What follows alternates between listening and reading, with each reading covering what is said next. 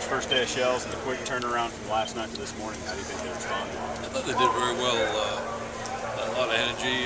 We had meetings at 6:30 and went all the way to 8:15. I'm out here for 2.5-hour practice. Took it a little bit slower today because we're introducing some new concepts and schemes, but I thought they did very well. What have you seen out of the inside linebacker position, particularly a guy like Charlie Thomas, who's been changed around a lot, but it's like he's starting to find out the depth chart. Yeah, it's still too early to evaluate that.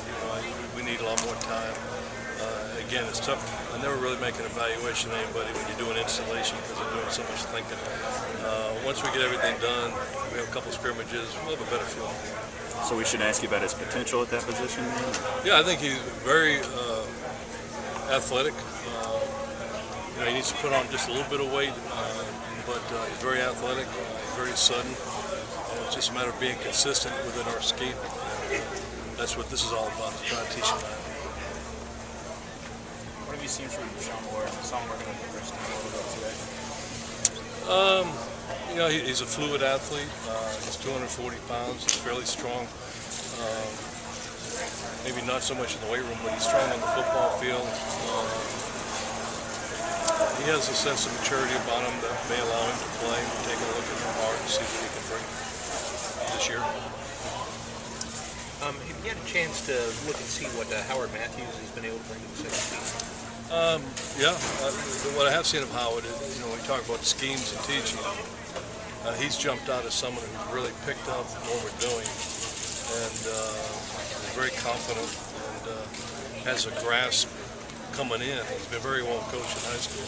Has a grasp coming in on not just what he's supposed to do at his position, but what everybody's doing. He understands concepts. So every once in a while you come across a guy like that jumps out early as someone who really understands football. And he understands football and he's catching on pretty quickly. I feel pretty good about those two guys from Cy Springs with bags too, the way he's making progression.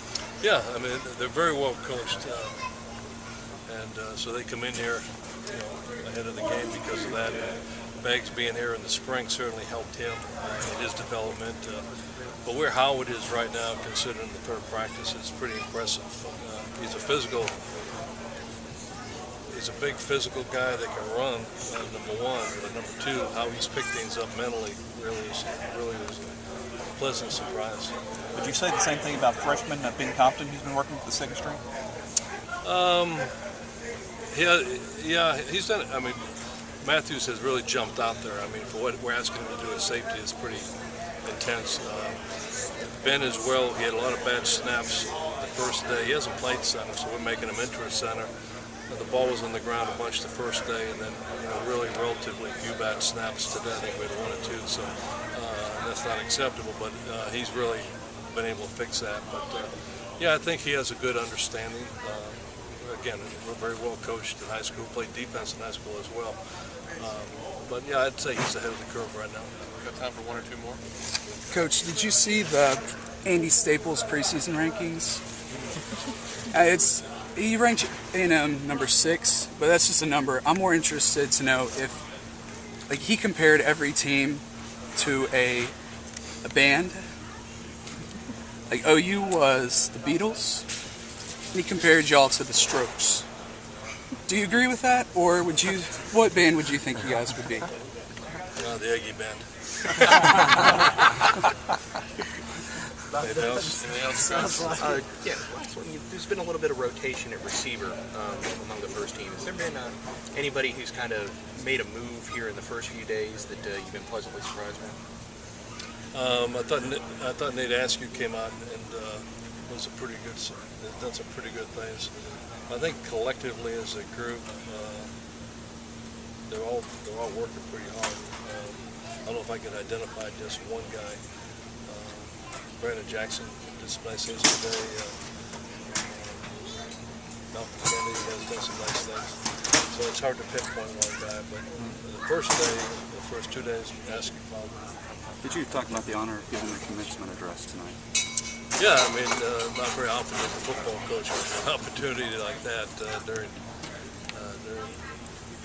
so I have a unique honor because my son is graduating.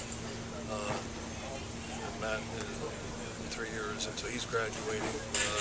We have about 6 football players who are also graduating, so I don't know if that'll ever be replicated where a college football coach is there for his son and his players as a commencement speaker and convocation. So I'm very honored. It's a tremendous privilege and a little bit intimidating, to say the least. All right. Thanks, Coach. Thank you.